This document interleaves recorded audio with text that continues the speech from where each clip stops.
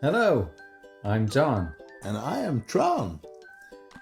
We are so excited that you want to join us in this journey through the amazing world of the airways. Indeed, John.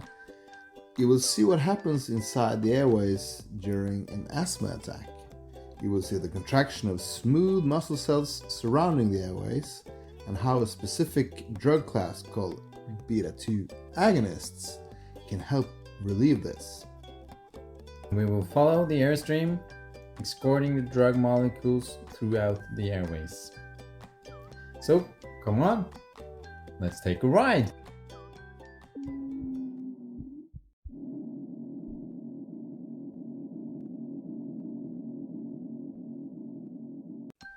We have now been transported through the mouth and have reached the division point between the esophagus and the airways. A big share of drug particles is swallowed and passed through the stomach and intestines, but fortunately not all, John. That's right, Ron. Fortunately, some of the drug dose follows the airstream in between the vocal cords that we see here. So let's just follow these drug molecules further down the airways, shall we?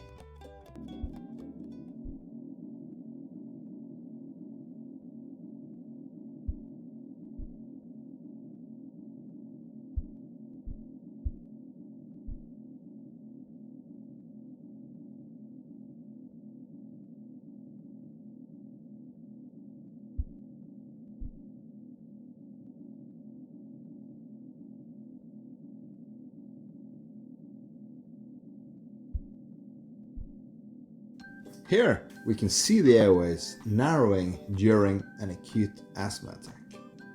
One important mechanism for this obstruction is the contraction of a muscle layer surrounding the airways.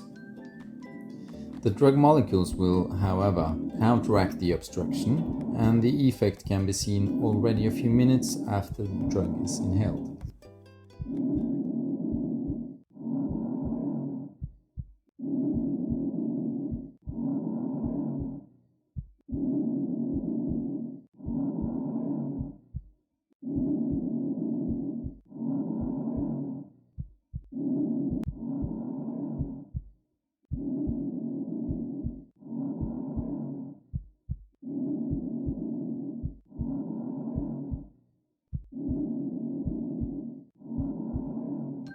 Wow, John, this is different. Here we look at a cross-section of a small airway called the bronchiole. Firstly, the bronchiole is in normal condition, and we can see the outer purple layer that represents the muscle cells that surrounds the connective tissue in pink. And the connective tissue contains immune cells that represent the first defense against intruders like bacteria, viruses, and other exogenous compounds. Innermost is the epithelium layer with a few mucus glands. Here we actually can observe an acute asthma attack.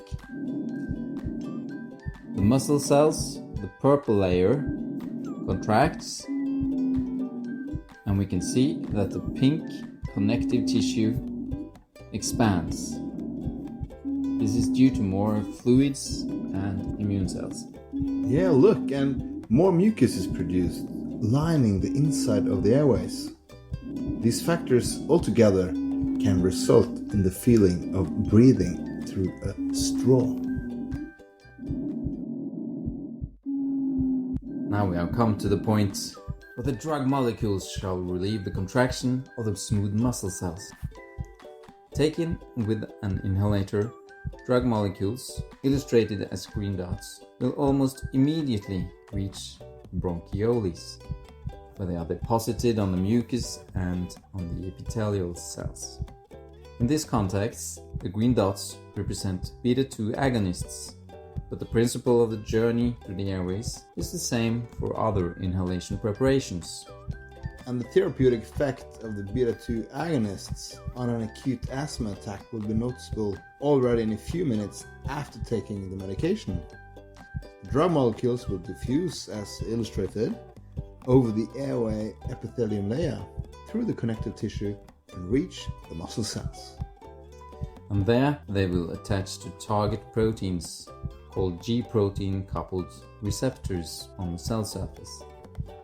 The attachment to the receptors activates a chain reaction inside the muscle cells that stops the contraction. And obviously, this will allow more air to pass, making it easier to breathe again. And over time, the drug treatment also contributes to removal of mucus.